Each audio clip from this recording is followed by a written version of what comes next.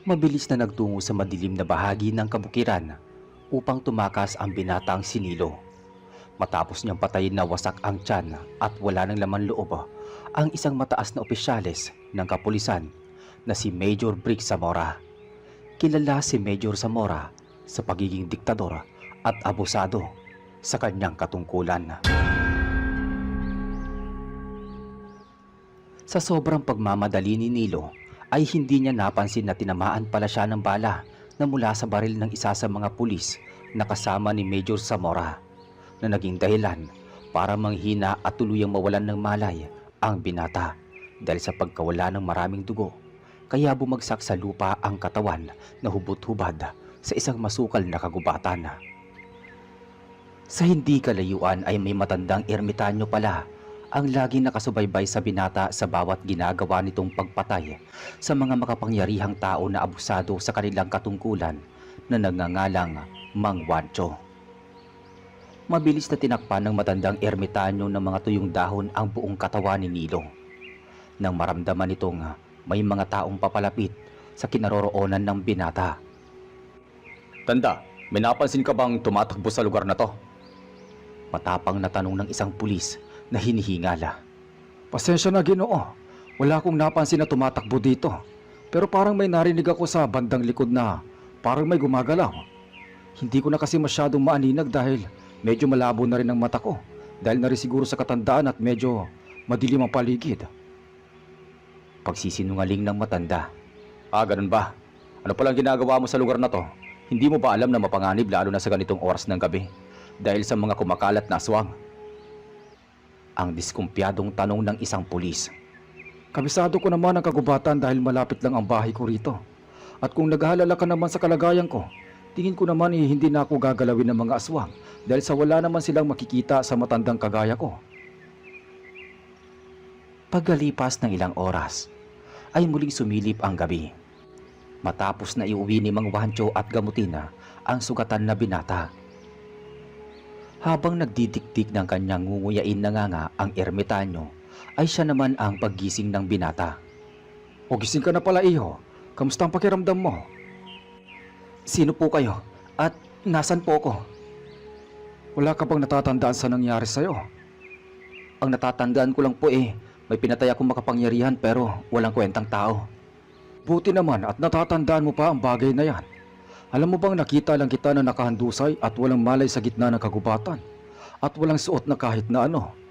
Mabuti na nga lang, idaplis lang ang pagkakatama sa'yo.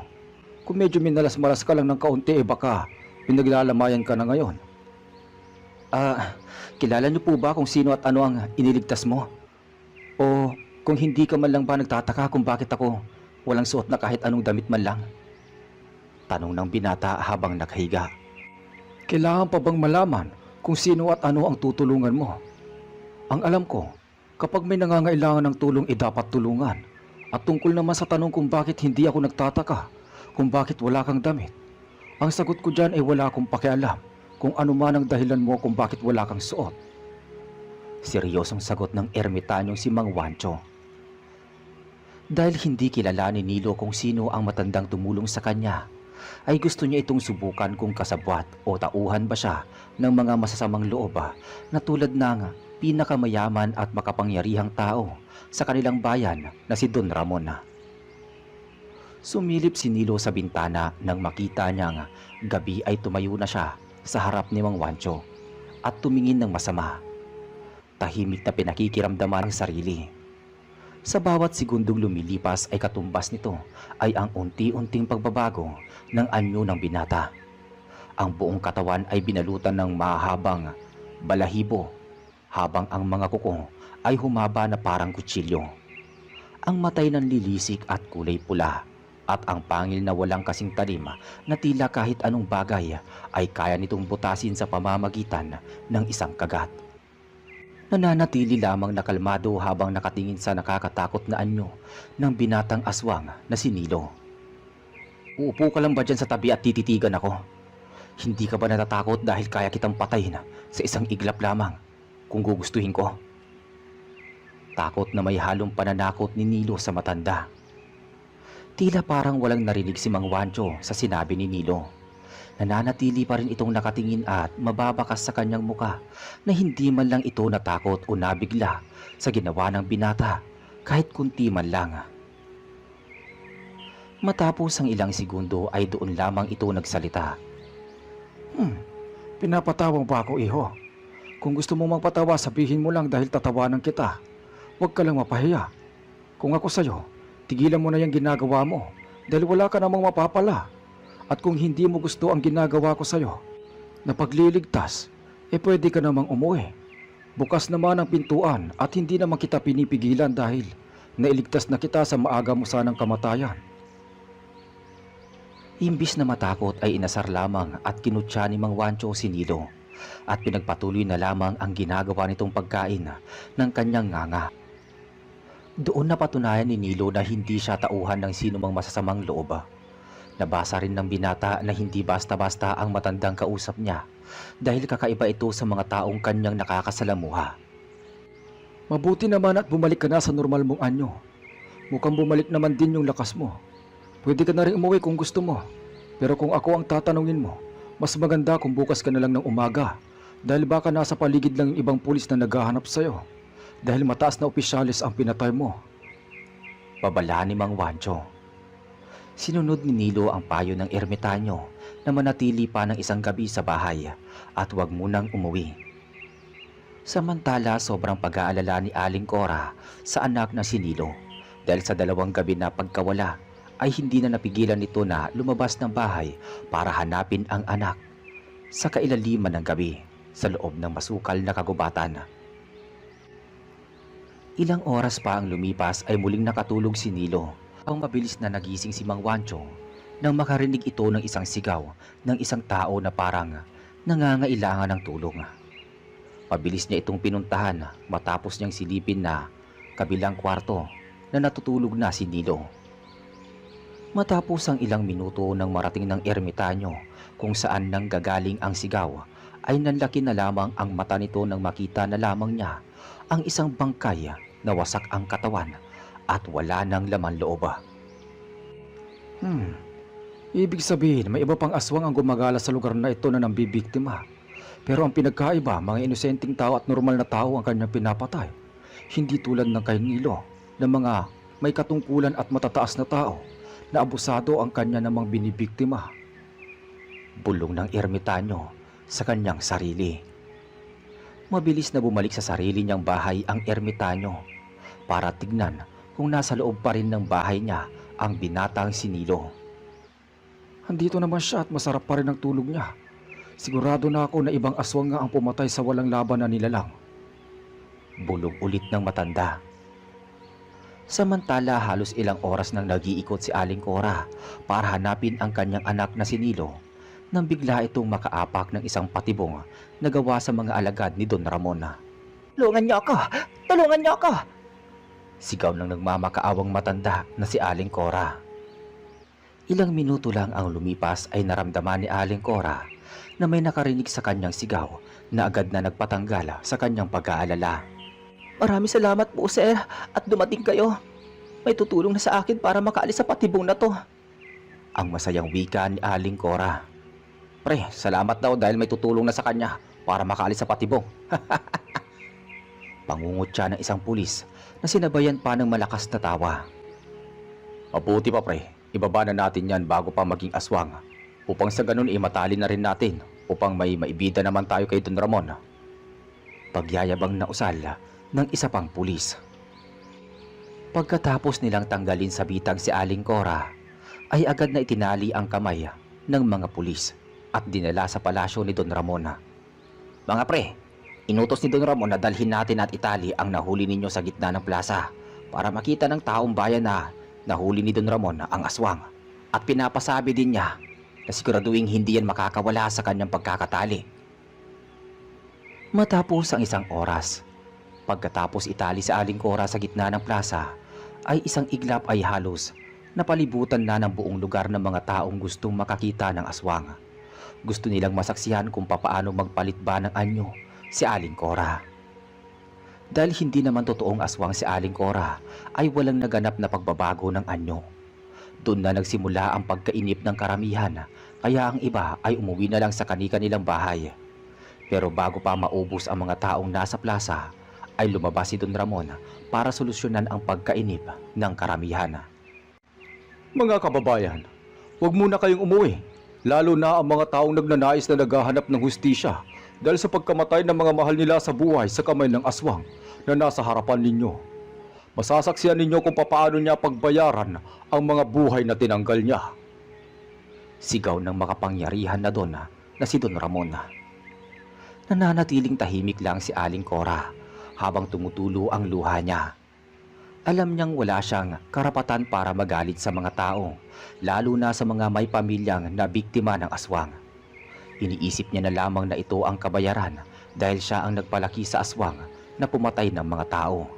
Don Ramon, dapat dyan sa demonyong yan ay sunugin upang hindi na makagambala pa ng ibang tao. Sigaw ng isa sa mga taong bayan.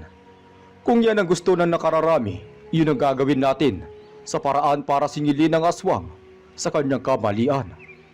Malakas na sigaw ni Don Ramon.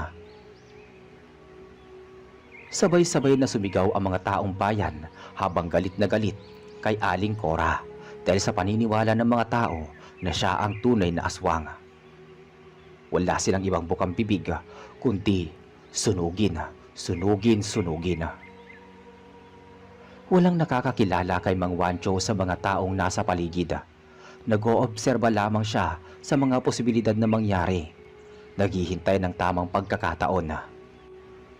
Nang napansin ng matandang ermitanyo na sa unang pagkakataon ay lumapit na si Don Ramon sa nakatali na si Aling Cora, nahawak sa kanang kamay ang isang baso na may lamang gasolina habang nasa kaliwang kamay naman ang isang sulo na siyang gagamitin para sunugin ang nakataling si Aling Cora. Pasimple itong bumulong sa sarili na parang may ginagawang orasyon. Sinabayan pa ng pagpukpok sa lupa ng hawak niyang tungkod. Bago pa magawa ni Don Ramon ang balak niyang pagsunog kay Aling Cora, ay mabilis na nagkaroon ng pagkulog at pagkidlat. Ang madilim na kalangitan ay bumuhos ng malakas na ulan. Mga kababayan, ipinag-uutos na po ni Don Ramon na umuwi na po tayong lahat dahil hindi na po matutuloy ang pagsunog sa aswang. Sigaw ng isa sa mga tauhan ni Don Ramon. Karamihan ay nadismaya dahil sa biglaang pagbabago ng magandang panahon. Ngunit kahit anong galit o sigaw ang gawin nila, ay wala pa rin silang nagawa sa nangyari. Dahil sa lakas ng ulan, ay napilitan din ang karamihan na umuwi sa kani-kanilang bahay na naroon si Don Ramon. May kaunti ring panghihinayang sa mukha ng Don dahil hindi man lang niya naaninag ang natatakpan na mukha ni Aling Cora dahil sa buhok nitong nakatakip. Tanging ang natira na lamang sa plaza ay ang nakataling si Aling Cora at ang dalawa nitong bantay na nakatayo sa magkabilaang gilid ng kawawang matandang nakatali. Ang magandang pagkakataon na iyon ay ginamit ni Mang Wancho. Mabilis itong kumilos at sa isang iglap ay nakita na lamang na nakabulagta ang dalawang nagbabantay kay Aling Cora. Habang wala ng matang nakatingin ay agad na pinakawalan ni Mang Wancho ang nakataling si Aling Cora. Alam ni Mang Wancho na si Aling Cora ang ina ng binatang aswang na kanya ring tinulungan na si Nilo. Kaya niya ito iniligtas sa kamay ng Dona. Ilang oras ang lumipas.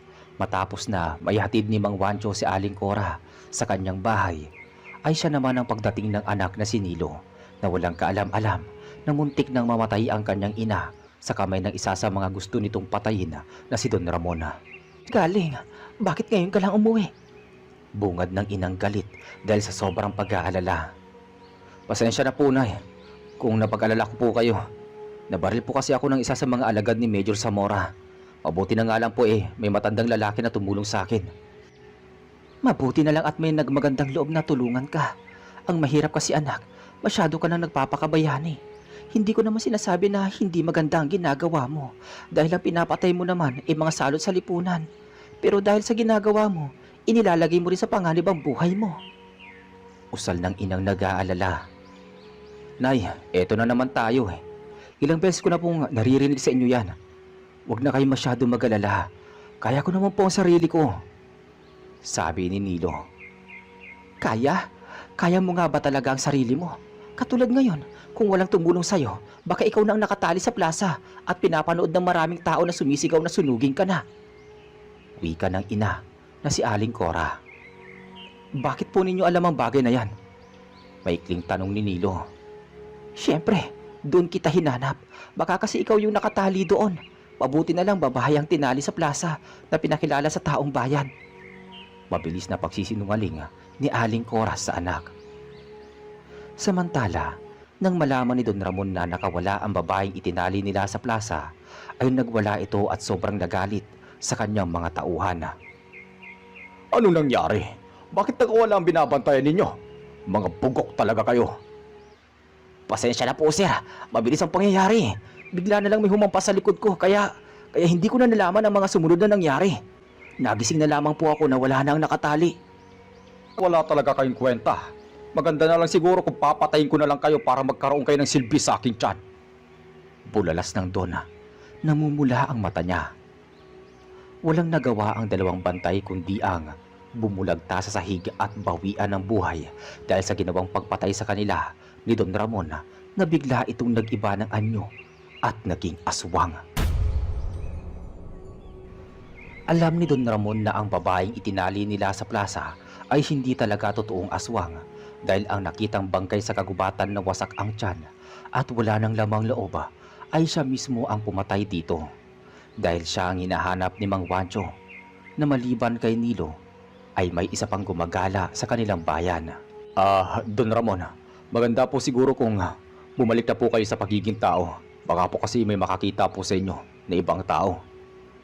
Ang takot na wika ng kanyang pinakaalalay na si Hector. Matapos na patayin at kainin ni Don Ramon ang mga laman loob ng dalawa niyang tauhan, ay agad itong bumalik sa anyo ng tao nang marinig ang sinabi ng kanyang alalay. Alisin ninyo ang mga bangkay na yan at ilibing sa malayo para hindi ko maamoy ang kanilang mga kabubuhan. Matapang na utos ni Don Ramon. Pasusunod po, Don Ramon. Mahinahon at maiksing tugon ni Hector. Utos mo na rin na hanapin ang babae na katakas. Siguraduhin ninyong may babalik ninyo sa plaza ang taong yon bago maggabi. Dahil kung hindi, kayo ang itatali ko sa plaza. Galit na utos ng Dona. Mabilis na kumilos si Hector at agad na nagsama ng maraming tauhan para muling bumalik sa kagubatan dahil may nakakakilala kay Aling Cora na doon siya nakatira. Samantala walang kaalam-alam ang mag-inang sina Aling Cora at Nilo na may darating na panganib sa kanilang bahay. Nay, para po hindi na po kayo magalit sa akin eh. Babalik na lang po muna ako sa bukid para tignan ang mga pananim natin. At magdadala na rin po ako ng ibang pwedeng itanim para kung may oras pa, madadagdagan natin ang ating mga aanihin pagdating ng tamang oras. Magalang na pagpapaalam ni Nilo sa kanyang ina. Mabuti pa nga anak, ako naman ay magluluto na at maglilinis dito sa bahay para pagdating mo makakakain at makakapagpahinga ka na rin. Huwag ka na masyado magpapagabi dahil nagkalat ang mga tauhan ni Don Ramon. Sabi ng kanyang ina. Masusunod po, Nay. Huwag na po kayo masyado mag-alala sa akin. Halos isang oras lang ang lumipas. Pagkatapos na umalis ni Nilo sa kanilang bahay, ay saka naman ang pagdating ng mga alagad ni Don Ramon sa pangunguna ng alalay nito na si Hector. Walang kalaban-laban si Aling Cora sa ginawang paghuli sa kanya ng mga masasamang loob. Para siyang baboy na kinaladkad na nakatali ang kamay at paa. Pakawalan niyo ako! Ano bang kailangan niyo sa akin? Wala naman akong ginagawang masama sa inyo. Alam mo siguro hindi ka namin mahuhuli ulit, no? Kahit aswang ka pa, hindi ka makakaligtas sa amin. Ang gigil na tugon ng isa sa mga tauhan ni Don Ramon. Sinabi ko naman sa inyo na hindi ako aswang. Sabihin na nating totoo na hindi ka aswang. Tingin mo ba hayaan ka namin mabuhay dahil marami nang nakakakilala sa'yo? Magbibigay ka ng takot sa maraming tao dito sa bayan dahil alam nila na ikaw ang aswang na pumapatay. Usal ng walang awa na alalay ni Don Ramon na si Hector. Matagumpay na naibalik ni Hector sa mga kasama nito na maitali muli si Cora sa plaza. Muling dumagsa ang mga tao at bakas sa mga mukha nito ang saya at pagkawala ng pag-aalala dahil alam nila ay maililigtas na sila sa aswang na pumapatay sa kailaliman ng gabi. Buhay ka, Don Ramon! Muli mo na ibalik ang matandang aswang! Sigaw ng isa sa mga taong bayan na dumagsa sa plaza. Walang patatagalin yan! Sunugin nyo na agad, baka makatakas pa ulit! Sigaw naman ng isa pang taong bayan na galit sa aswang. Sa pagkakataong ito ay mukhang mauubusan na ng swerte si Aling Cora dahil ang ermitanyong si Mang Wancho na tumulong sa kanya na makatakas noong una ay wala sa paligid dahil nagpapahinga ito sa kanyang sariling bahay. Dala na rin ng katandaan ni Mang Wancho ay mabilis na lamang itong mapagod at manghina dahil sa ginawa niyang pagtulong. Nagamit niya ang halos buong lakas niya noong gumamit ito ng malakas na mahika para paulanin ang buong plaza, mailigtas lang si Aling Cora. Lalong umingay ang buong paligid sa plaza dahil sa kanya-kanyang sigaw mula sa maraming tao na tanging ang gusto ng karamihan ay patayin at sunugin ang alam nilang aswang na si Aling Cora. Sabay-sabay ang kanilang pagsigaw ng sunugin. Dahil sa sobrang ingay ay lumabas si Don Ramon upang magpabida sa mga taong naroroon. Ako ay nagagalak sa muli ninyong pagbabalik sa plasang ito. Una sa lahat, ay humihingi ako ng paumanhin dahil sa takot na hinatid ng aswang na ito nang makatakas siya. Hindi ko alam kung may tumutulong sa kanya o likas talaga sa kanya ang makatakas. Pero sa pagkakataong ito, ay hindi na yun mauulit pa kahit bumuhos pa ulit ang malakas na ulan. Pabidang wika ng Don sa taong bayan na siya namang naging dahilan para mas lalong magsigawan at magbunyi ang mga ito. Muling kinuha ni Don Ramon ang sulo at ang gasolina na ibubuhos na sana niya sa mukha ni Aling Cora nang biglang napatingin siya sa mukha nito. Habang papalapit si Don Ramon ay pansamantala niyang inilapag sa sahig ang hawak na gasolina para hawiin ang buhok ng nakaharang sa mukha ng nakataling si Aling Cora upang mas madali niyang makilala at masigurado kung sino ba talaga ang nakatali. Sa hindi inaasahan ay nagkatitigan si Don Ramon at Aling Cora at isang pangyayari ang hindi inaasahan na naganap dahil magkakilala pala sila ni Don Ramon. Cora, ikaw nga ba yan? Tanong ng naguguluhan at hindi makapaniwala na si Don Ramon. Simon? Ikaw pala yan, Simon? Ang kinikilala ng buong bayan na pinakamayaman at pinakilalang tao. Ganting tugon ni Aling Cora.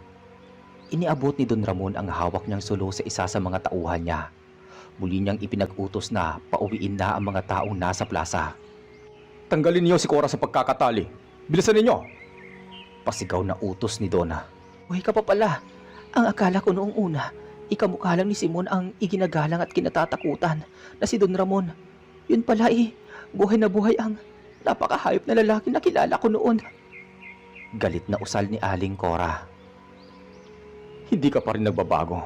Halos 2 dekada na ang lumilipas pero hanggang ngayon, matindi pa rin ang galit mo sa akin. Pangaasar na wika ni Don Ramon. Umalis na ang mga taong bayan, kaya hindi mo na kailangan pang magkunwari na mabuti kang tao.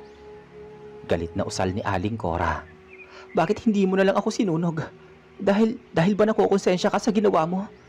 Alam ko naman na wala kang ganun. Ganting pangaasar ni Aling Cora. Ano ba ang kinakagalit mo, Cora? Dapat nga magpasalamat ka pa sa akin dahil tinulungan pa kitang humaba pa ang buhay mo. Ang nagtatakang tanong ni Don Ramon. Hayop ka! Sinira mo ang buhay ko! Hindi ko sinira ang buhay mo. Sa katunayan niligtas pa kita sa tiyak na kamatayan. Kung alam mo lang, kung hindi ko ginawa sa iyo ang bagay na yon, ibang kalahi ko ang papatay sa iyo dahil humahanga ako sa kagandahan mo. Kaya, ang naputol na wika ni Don. Kaya ano? Kaya mo ako ginahasa? Kung ako ang tinanong mo ba ako kung gusto ko na lang sana pinatay mo na lang ako? Kaysa naman na habang buhay kong pandidirihan ng sarili ko dahil sa ginawa mo sa akin. Ang panlaban na tugon naman ni Aling Cora. Di ba inalok naman kita? Inalok kita ng kasal para kung sakaling may nabuo sa nangyari sa atin, malaking walang ama, ang ating magiging anak. Anong ginawa mo? Tinanggihan mo ako. Tapos sasabihin mo sa akin na sinira ko ang buhay mo? Tingin mo ba, hahayaan ko makilala ka ng anak mo na ama niya? Hindi lang isang mamamatay tao, kundi isang aswang na kinatatakutan ng buong bayan na nagbibigay ng takot sa puso ng bawat tao. Ang mabilisang tugon ni Aling Cora. Nagulat si Don Ramon sa sinabi ni Aling Cora dahil parang inamin na nito na nagkaroon sila ng anak. Anong ibig mong sabihin? Sabihin mo sa akin ang totoo. Nagkaanak ba tayo? Nabigla si Aling Cora sa kanyang sinabi dahil ang matagal niyang tinatagong lihim ay malapit ng mabunyag. Kaya tinangka nitong baguhin ang usapan. Kung pakakawalan mo ako, pakakawalan mo na ako. Kung papatayin mo rin ako, gawin mo na ngayon. Sagutin mo ang tinatanong ko sa iyo, Cora. Nagkaroon ba tayo ng anak? Hindi pa rin sumagot si Aling Cora. Kahit galit na si Don Ramon. Desidido siya na kahit anong gawin sa kanya ni Don Ramon ay hindi niya ito sasabihin. Iibahin ko ang tanong. Alam ko na isang binatilyo ang aswang na pumatay sa mga katulad ni Major Zamora. Teka, siya ba ang anak mo? Alam ko naman na hindi ka talaga aswang dahil matagal na kitang kilala, Cora. Ang muling pagtatanong ni Don Ramon. Hindi ko kilala kung sino yung sinasabi mong aswang na pumapatay. Madiing tanggi naman niya. Bilib talaga ako sa iyo, Cora. Kahit matanda ka na, hindi pa rin nawawala sa iyo ang pagiging matapang. Kahit ito pa ay kamamatay mo. Kung ganun, ako na mismo ang maghahanap sa binatang aswang na yon at hindi ko may papangako sa iyo na hindi ko siya masasaktan. Dugtong na babala ng Dona. Huwag mo siya sasaktan. Maawa ka sa kanya. Ang pakiusap ng ina na kanina lang ay ubod ng tapang. Alam ko naman na kilala mo ko na isang aswang at alam mo rin na kaya ko siyang patayin sa isang iglap lamang. Kaya bigyan mo ko ng dahilan kung bakit hindi ko siya papatayin o saktan man lang. Sumagot ka, Cora. Magsalita ka. Oo na, inaamin ko na anak mo ang binatang aswang na yon. Anak ko siya, ikaw ang ama niya. Habang nag-uusap sila ni Aling Cora at Don Ramon, ay walang kaalam-alam ang dalawa na nabalitaan na ni Nilo na sa palitang dinukot ng mga alagad ni Don Ramon ang kanyang ina nang bumalik ito sa kanilang bahay galing sa pagtatanim. Kaya agad itong nagmamadali na pumunta nga sa plaza. Ilang minuto lang ang lumipas matapos na marating ni Nilo ang plaza ay halos 5 na ang 10 alagad ni Don Ramon ang napatay nito. Don Ramon! Don Ramon! Nilusob tayo ng binatang aswang. Sigaw ni Hector habang hinihingal sa biglaang pagtakbo at sabayan pa ng kaba nang makita niya si Nilo sa anyong aswang. Hector, ikaw ang magbantay sa matandang ito at ako ang haharap sa kanya. Matapang na utos ni Don Ramon. Bago pa muling magkita ang mag-ama, ay naubos na ni Nilo ang 10 tauhan nito na nakabantay sa buong plaza. Hayop ka, Don Ramon. Nagkita rin tayo. Saan mo dinala ang nanay ko? Galit na sigaw ni Nilo. Huwag kang mag-alala. Hindi ko naman kayang sakta ng ina ng anak ko. Pagtanggap ni Don Ramon bilang ama ni Nilo. Anong ibig mong sabihin? Ikaw ang ama ko? Nagpapatawa ka ba o gumagawa ka na lang ng dahilan para hindi kita patayin? Ang matapang na sunod-sunod na tanong ng binata. Tama ang narinig mo, anak. Anak ka namin ni Cora. Kaya pala ang gaan ng loob ko sa'yo habang pinagmamasdan kita sa ganyang anyo. Sabi nila, nakakatakot ang itsura mo dahil isa kang aswang. Pero hindi naman ako naniniwala doon dahil natutuwa ako na dumadaloy sa isang binatang katulad mo ang sarili kong dugo.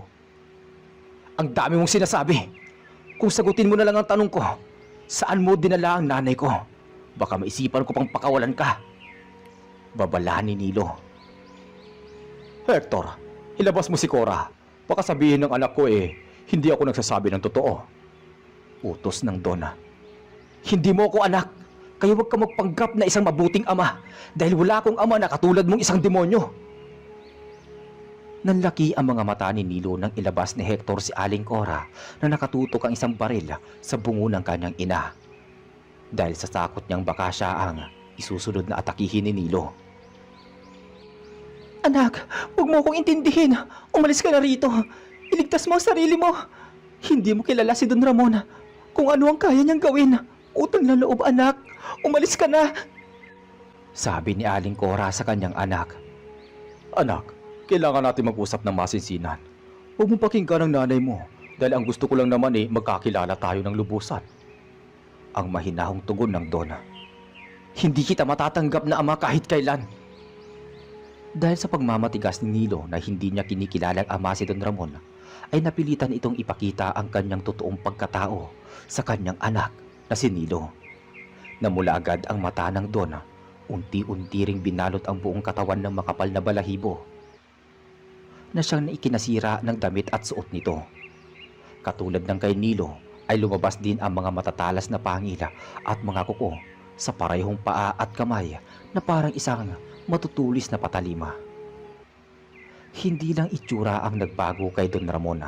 Katulad din sa kanyang anak na si Nilo, malaki din ang pinagbago ng bilis at lakas na meron siya. Kaya mabilis itong umatake at biglang sinakal at nabigla ang binata. Kahit parehong nasaan yung pagkaaswang ang mag-amang sina Don Ramon at Nilo, ay makikita ang pinagkaiba ng kanilang lakas.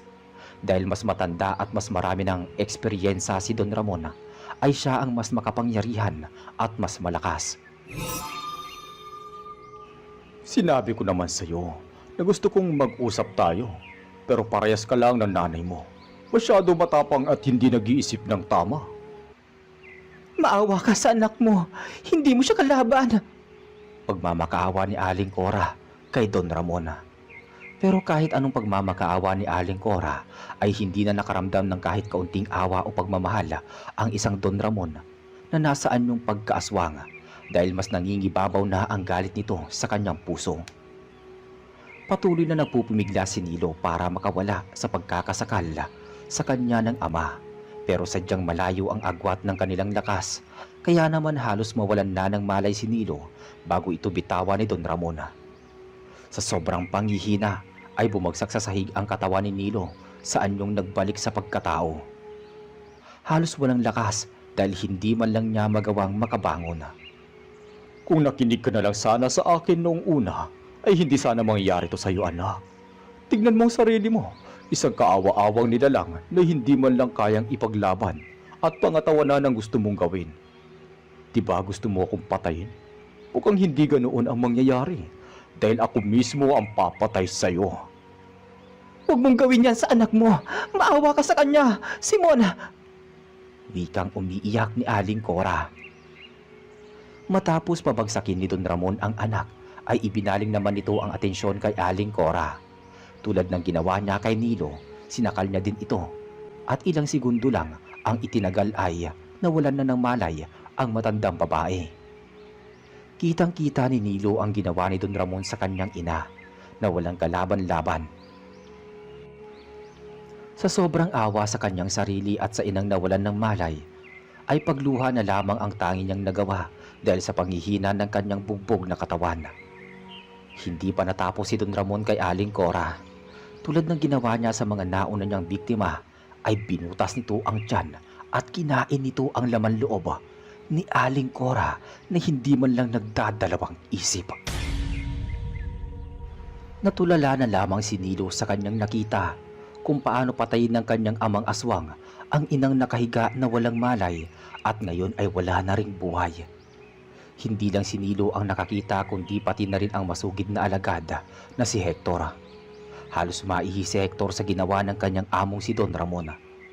Gustuhin man niyang tumakas ay hindi niya magawa dahil baka siya ang pagbalingan nito. Kaya kahit nanginginig na ang buong katawan niya sa sobrang takot, ay minabuti na lamang niyang tumayo at maghintay sa mga susunod na mangyayari. Matapos patay ni Don Ramon si Aling Cora, ay parang hindi pa ito nakontento dahil muli itong humakbang papunta sa kinalalagyan ni Nilo. Nagustuhan mo ba ang munti kong palabas, anak? Hayop ka talaga! Hayop ka! Sige, lakasan mo pa. Ibuhos mo na ang lahat ng natitira mong lakas. Dahil ilang segundo na lang ay magsasama na kayo ng nanay mo. Ang nakakatakot na banta ng Dona. Nakaamba na ang kanang kamay ni Don Ramon na may matutulis na kuko para ipangbutas sa tiyan ni Nilo nang biglang lumakas ang hangin at kasunod ang makapal na usok na bumalot sa buong paligid. Halos isang minuto ay unti-unting nawala ang makapal na usok. At nang matanaw ni Don Ramon ang katawan sa kanyang harapan, kahit hindi pa niya masyadong nakikita ang muka, ay agad nitong itinuloy ang plano nitong butasin ang tiyan ng nasa harapan niya. Matapos niyang maibaon ang kanyang buong kamay sa sikmura, ay doon lang niya napansin na nawala na sa harapan niya ang nakahigang katawan ni Nilo. Bagkus ay napalitan ito ng katawan ng kanyang alalay na si Hector. Hector, bakit ikaw nandyan? Asa si Nilo? Pagtataka at gulat na tugon ng Donna. Ulat ka ba, Ramon? Isang pamilyar na tinig ang narinig ng Donna. Walang hiya ka, Wancho. Buhay ka pa pala. Sobra na ang ginagawa mong pagkalat ng dilim dito sa lupa. Maganda siguro mawala ka na rin dito. Isang kumpas ang ginawa nito sa kanyang hawak na tungkod na sinabayan ng bulong na parang nag-oorasyon. Isang malakas na kidlat ang lumabas mula sa kalangitan, ang tumama sa palusog na sana na naturang Donna. Halos hindi makilala ang buong katawan ni Don Ramon sa lakas ng boltahing tumama na naging dahilan ng pagkasunog ng kanyang katawan na tumapos sa kanyang buhay. Isang linggo ang lumipas. Mukhang malaking bagat punong-puno ng laman ang dala mo, ah. Tanong ng ermitanyo. Mabuti naman po at nagkita tayo. Una po sa lahat, salamat po sa lahat ng tulong ninyo. Bala ko na pong dumaan muna sa bahay ninyo bago ako umalis sa lugar na to. Gusto ko po kasing kalimutan ang masamang nangyari, lalo na ang pagkamatay ni inay. Madamdaming tugon ni Nilo. Ah, ganun ba? Mukhang hindi na kita mapipigilan dahil buo na ang iyong pasya. Ang tangi ko lang siguro masasabi sa'yo ay mag-iingat ka palagi at ingatan mo naman palagi ang sarili mo at tigilan na ang mga dating gawin. Wika ng matandang ermitanyo. Hindi ko po mapapangako hanggat may nakikita akong mga nilalang na abusado sa kanilang mga katungkulan. Gagawin at gagawin ko kung ano ang nakasanayan ko.